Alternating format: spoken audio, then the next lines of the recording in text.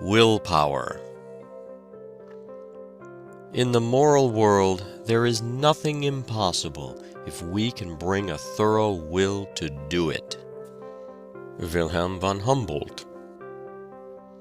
It is firmness that makes the gods on our side. Voltaire. Stand firm, don't flutter. Franklin. People do not lack strength, they lack will. Victor Hugo. Perpetual pushing and assurance put a difficulty out of countenance and make a seeming difficulty give way. Jeremy Collier. When a firm, decisive spirit is recognized, it is curious to see how the space clears around a man and leaves him room and freedom. John Foster. Do you know, asked Balzac's father, that in literature a man must be either a king or a beggar? Very well, replied his son, I will be a king. After 10 years of struggle with hardship and poverty, he won success as an author. Why do you repair that magistrate's bench with such great care? Asked a bystander of a carpenter who was taking unusual pains.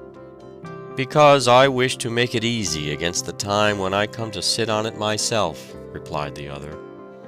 He did sit on that bench as a magistrate a few years later.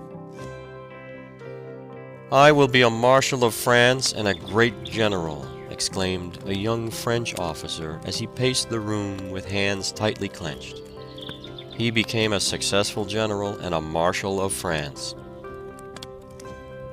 There is so much power in faith, says Bulwer, even when faith is applied but to things human and earthly, that let a man but be firmly persuaded that he is born to do some day what at the moment seems impossible, and it is 50 to 1 but what he does it before he dies. There is about as much chance of idleness and incapacity winning real success or a high position in life as there would be in producing a Paradise Lost by shaking up promiscuously the separate words of Webster's dictionary and letting them fall at random on the floor. Fortune smiles upon those who roll up their sleeves and put their shoulders to the wheel, upon men who are not afraid of dreary, dry, irksome drudgery, men of nerve and grit who do not turn aside for dirt and detail. Is there one whom difficulties dishearten? Asked John Hunter. He will do little. Is there one who will conquer? That kind of man never fails. Circumstances, says Milton, have rarely favored famous men. They have fought their way to triumph through all sorts of opposing obstacles. We have a half-belief, said Emerson, that the person is possible who can counterpoise all other persons. We believe that there may be a man who is a match for events, one who never found his match, against whom other men being dashed are broken, one who can give you any odds and beat you. The simple truth is that a will strong enough to keep a man continually striving for things not wholly beyond his powers will carry him in time very far toward his chosen goal. At 19, Bayard Taylor walked to Philadelphia, 30 miles, to find a publisher for 15 of his poems.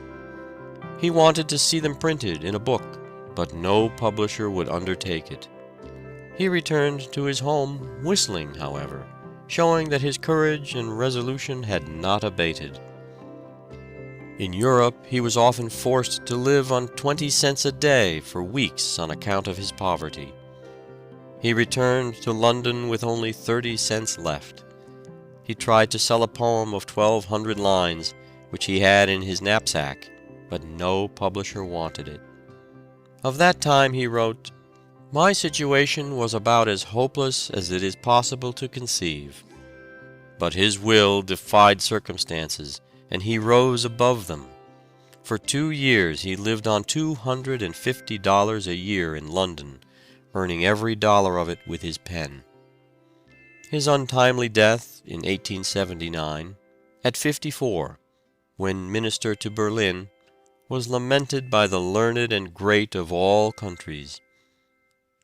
We are told of a young New York inventor who about 20 years ago spent every dollar he was worth in an experiment which, if successful, would introduce his invention to public notice and ensure his fortune and, what he valued more, his usefulness.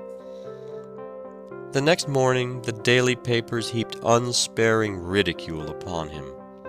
Hope for the future seemed vain. He looked around the shabby room where his wife, a delicate little woman, was preparing breakfast. He was without a penny. He seemed like a fool in his own eyes. All these years of hard work were wasted. He went into his chamber, sat down, and buried his face in his hands. At length, with a fiery heat flashing through his body, he stood erect.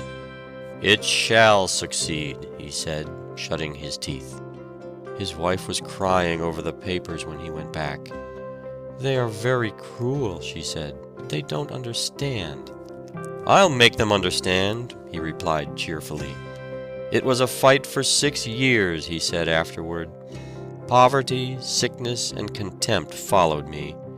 I had nothing left but the dogged determination that it should succeed." It did succeed. The invention was a great and useful one. The inventor is now a prosperous and happy man. Napoleon was a terrible example of what the power of will can accomplish. He always threw his whole force of body and mind direct upon his work. Imbecile rulers and the nations they governed went down before him in succession. He was told that the Alps stood in the way of his armies. "There shall be no Alps," he said, and the road across the Simplon was constructed, through a district formerly almost inaccessible. "Impossible," said he, "is a word only to be found in the dictionary of fools." He was a man who toiled terribly, sometimes employing and exhausting 4 secretaries at a time. He spared no one, not even himself.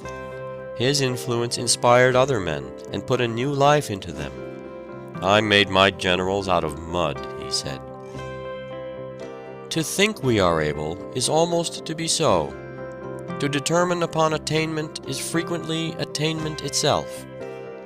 Thus, earnest resolution has often seemed to have about it almost a savor of omnipotence. The strength of Suwarrow's character lay in his power of willing, and like most resolute persons, he preached it up as a system. Before Pizarro, D'Almagro, and Deluc obtained any associates, or arms, or soldiers, and with a very imperfect knowledge of the country or the powers they were to encounter, they celebrated a solemn mass in one of the great churches, dedicating themselves to the conquest of Peru. The people expressed their contempt at such a monstrous project, and were shocked at such sacrilege. But these decided men continued the service, and afterward retired for their great preparation, with an entire insensibility to the expressions of contempt. Their firmness was absolutely invincible. The world has deplored the results of this expedition, but there is a great lesson for us in the firmness of decision of its leaders. Such firmness would keep to its course and retain its purpose unshaken amidst the ruins of the world. At the Battle of Marengo, the French army was supposed to be defeated, but while Bonaparte and his staff were considering their next move, Desailly suggested that there was yet time to retrieve their disaster, as it was only about the middle of the afternoon. Napoleon rallied his men, renewed the fight, and won a great victory over the Austrians, though the unfortunate Desailly lost his own life in that field. What has chance ever done in the world? Has it built any cities? Has it invented any telephones, any telegraphs? Has it built any steamships, established any universities, any asylums, any hospitals? Was there any chance in Caesar's crossing the Rubicon? What had chance to do with Napoleon's career, with Wellington's, or Grant's, or von Moltke's? Every battle was won before it was begun. What had luck to do with Thermopylae, Trafalgar, Gettysburg? Our successes we ascribe to ourselves, our failures to destiny. A vacillating man, no matter what his abilities, is invariably pushed to the wall in the race of life by a determined will.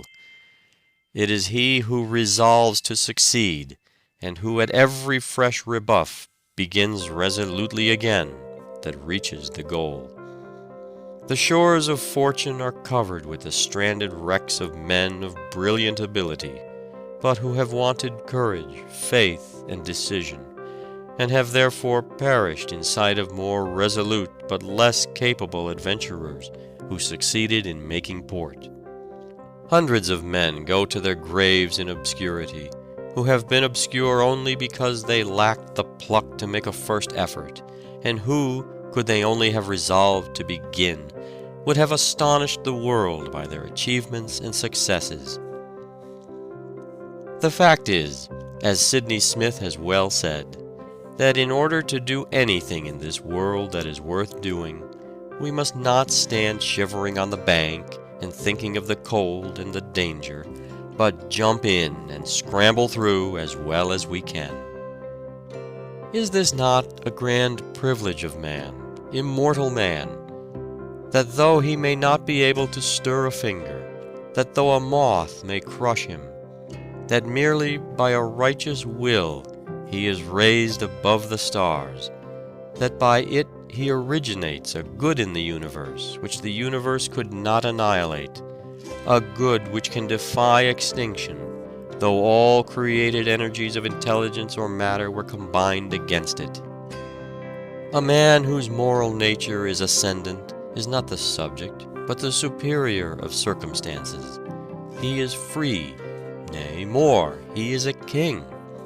And though this sovereignty may have been won by many desperate battles, once on the throne, and holding the scepter with a firm grasp, he has a royalty of which neither time nor accident can strip him. What can you do with a man who has an invincible purpose in him, who never knows when he is beaten, and who, when his legs are shot off, will fight on the stumps? Difficulties and opposition do not daunt him. He thrives on persecution. It only stimulates him to more determined endeavor. Give a man the alphabet and an iron will, and who shall place bounds to his achievements? Imprison a Galileo for his discoveries in science, and he will experiment with the straw in his cell. Deprive Euler of his eyesight, and he but studies harder upon mental problems, thus developing marvelous powers of mathematical calculation. Lock up the poor Bedford tinker in jail, and he will write the finest allegory in the world, or will leave his imperishable thoughts upon the walls of his cell. Burn the body of Wycliffe and throw the ashes into the Severn, but they will be swept to the ocean, which will carry them, permeated with his principles, to all lands. The world always listens to a man with a will in him. You might as well snub the sun, as such men as Bismarck and Grant. Hope would storm the castle of despair. It gives courage when despondency would give up the battle of life. He is the best doctor who can implant hope and courage in the human soul. So he is the greatest man who can inspire us to the grandest achievements. Our remedies oft in ourselves do lie, which we ascribe to heaven. The fated sky gives us free scope, and only backward pulls our slow designs when we ourselves are dull. How much I could do if I only tried!